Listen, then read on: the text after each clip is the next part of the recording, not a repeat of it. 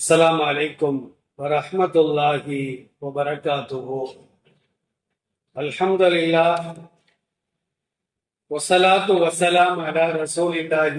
أما بعد, கணியத்திற்குரிய எல்லாமல்ல அல்லாஹுவின் நல்லடியார்களே, அல்லாஹுடைய மாபெரும் கிருபையினால் சங்கையான ரமலான் மாதத்தின் 3ஆம் பகுதியினுடைய முதலாவது நாளையிலே நாம் எல்லாம் ஒன்று கொண்டிருக்கின்றோம்.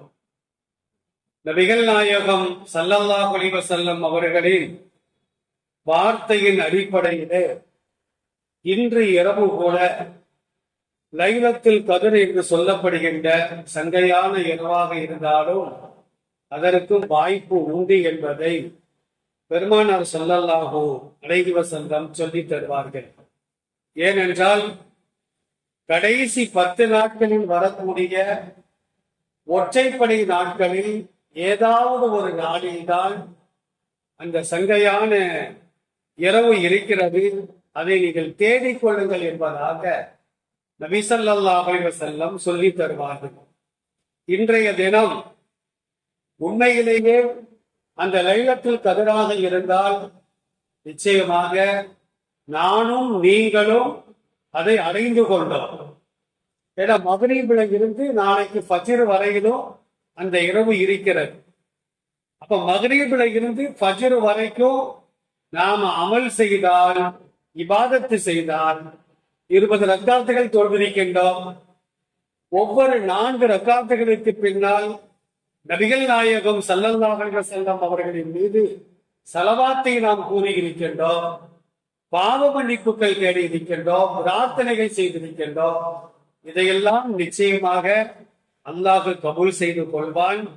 இன்று இரவு லைலத்துல் கத்ராக இருந்தால் 83 ஆண்டுகளை விட அமல் செய்த ஒரு பாக்கியம் நமக்கு கிடைக்கும் என்பதிலே எந்த விதமான சந்தேகம் கிடையாது.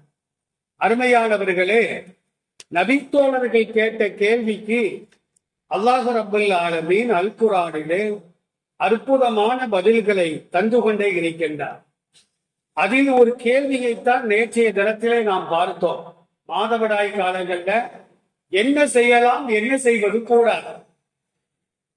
அப்ப இந்த ஆயத்தில் அல்லாஹ் என்ன சொல்றான் அப்படின்னா, மாதவிடாய் காலங்களிலே மனைவியோடு உறவு கொள்வது கூடாது. குர்ஆன்ல இது மட்டும்தான் இருக்கு. ஹதீஸை நாம் திறந்து பார்த்தால் நபிகள் நாயகம் ஸல்லல்லாஹு அலைஹி வஸல்லம் சொல்வார்கள், எந்த தொழுகையும் தொழுவது கூடாது. ஃபர்லோ, சுன்னத்தோ, நஃபிலோ, வாஜிபோ எந்த தொழுகையும் தொழுவது கூடாது. அது மாதிரி நோன்பு வைப்பதும் கூடாது, ஹரம். அந்த நேரத்துல நோன்பு வைப்பதும் கூடாது. இறைநிலமாம் திரு காபாவை தவாஃப் செய்வதும் கூடாது. இன்னும் சில தடைகள் ஹதீசுகள்ல பதிவு செய்யப்படுகிறது. குர்ஆனை தொடுவதும் கூடாது. நீங்க ஒரு சிலர் குர்ஆனை தொடலாம், பொது இல்லாமல் தொடலாம், மாதவிடாய் காலங்களிலே குர்ஆனை தொடலாம் என்று கருத்து வேறுபாடு கொள்கிறார்கள். ஆனா சஹாபாக்களுடைய வார்த்தைகளை நாம் திறந்து பார்த்தால் ஒலி இல்லாமல் கூட குர்ஆனை தொடுவது கூடாது. அப்படி இருக்கும் பொழுது குளிப்பு கடமையான நிலையில, அசுத்தமான நிலையில நாம குர்ஆனை தொடலாமா அப்படின்னு எதிர் அணியினர் கேள்வி கேட்கிறார்கள். அந்த பேணுதலின் அடிப்படையிலே ஒலி இல்லாமலும் குளிப்பு கடமையான நிலையிலும் குர்ஆனை தொடாமல் இருப்பதுதான் நல்லது என்று தக்குவாவின் அடிப்படையிலே மார்க்க தீர்ப்பை இந்த மார்க்கம் தெளிவாக சொல்லி காட்டுகிறது. சரி, ஒரு பெண்மணி அல்லது ஒரு ஆண் குளிப்பு கடமையான நிலையில அவர் குர்ஆனை மனப்பாடமா வச்சிருக்கிறாரு மனசுல. இப்ப நம்ம ஆண்களை பொறுத்த மட்டிலும் குளிப்பு கடமையான உடனே நாம குளிச்சிருவோம். ஆனா பெண்களை பொறுத்த மட்டிலும் மாதவிடாய் நின்ற பின்னால்தான் கடமையான குளிப்பை குளிக்க முடியும். 3 நாளோ 4 நாளோ 7 நாளோ அவர்கள் அசுத்தமானவர்களாகத்தான் இருப்பார்கள். அசுத்தம் என்று சொன்னால் அது வெளியாகக்கூடிய இடம் அசுத்தம். மற்ற கை சுத்தம்தான், அவர்களின் வாய் சுத்தம்தான், உடல் சுத்தம்தான். அது வெளியாகக்கூடிய இடம்தான் அசுத்தம். அசுத்தம் வெளியாகக்கூடிய இடம். அதனால மனப்பாடமா அவங்க வச்சிருந்தாங்கன்னா தாராளமா குரான ஓதலாம்.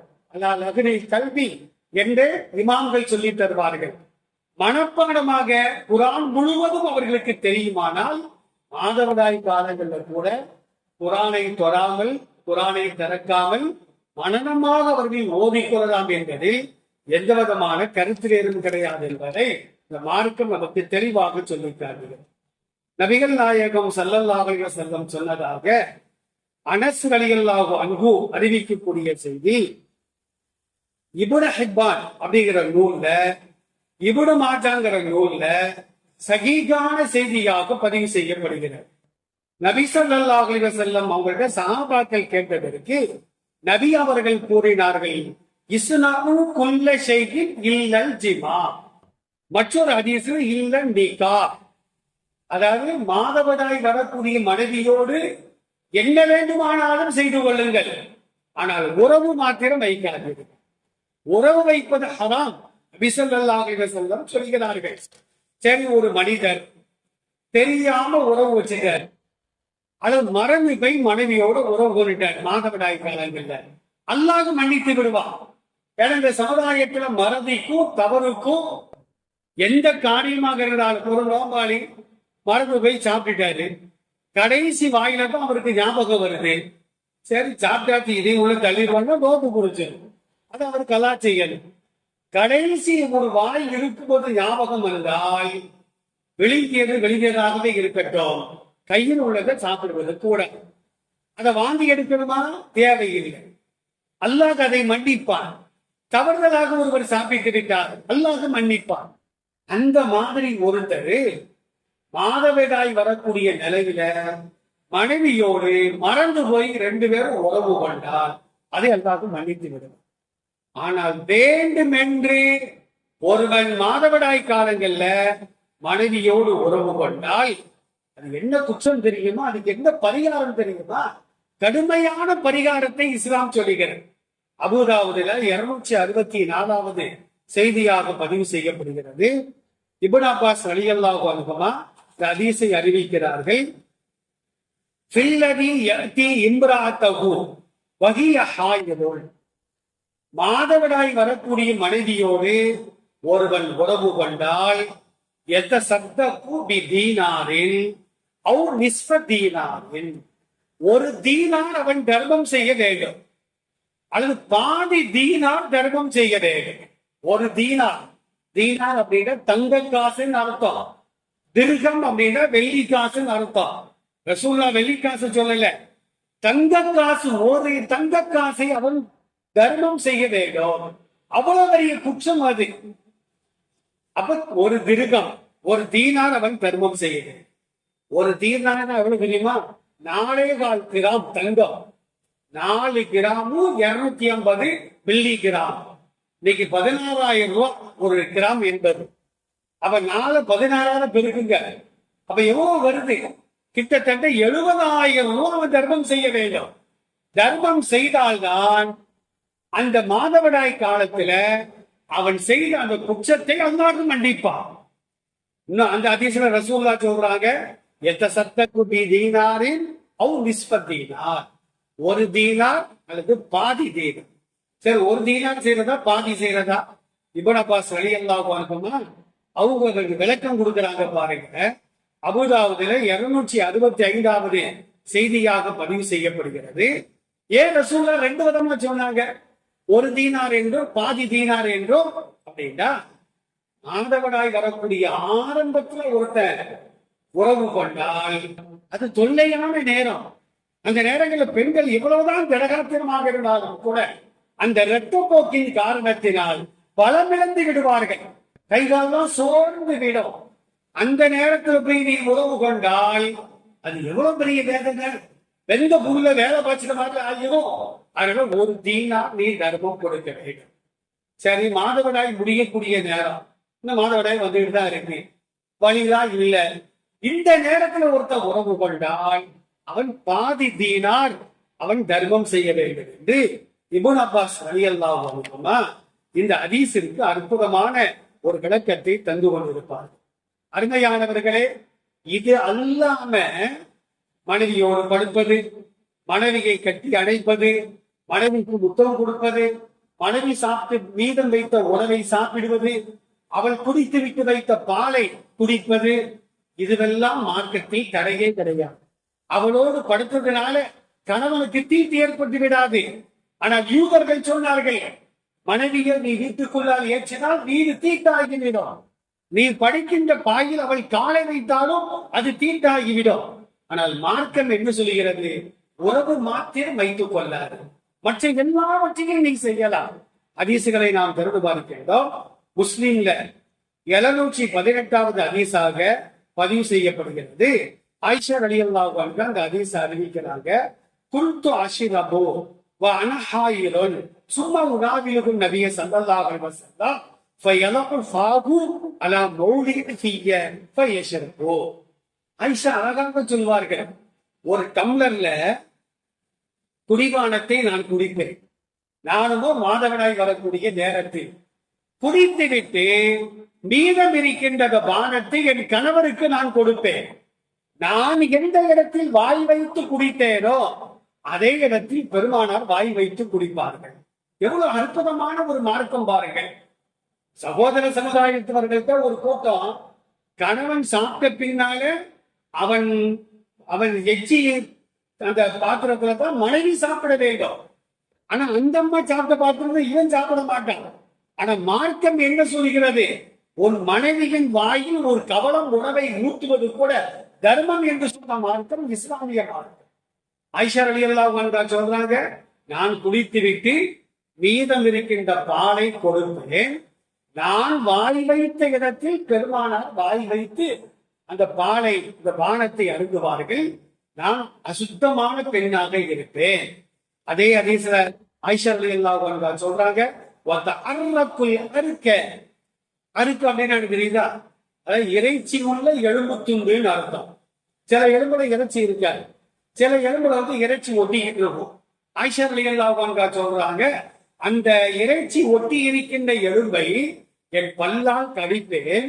கொஞ்சம் இறைச்சியை நான் சாப்பிட்டு ரசூலுல்லாஹ்விடத்தில் கொடுப்பேன். அந்த எச்சிலை பெருமானார் ஸல்லல்லாஹு அலைஹி வஸல்லம் வாய் வைத்து கடித்து சாப்பிடுவார்கள். அப்ப இதுவெல்லாம் மார்க்கத்தில் கூடும்.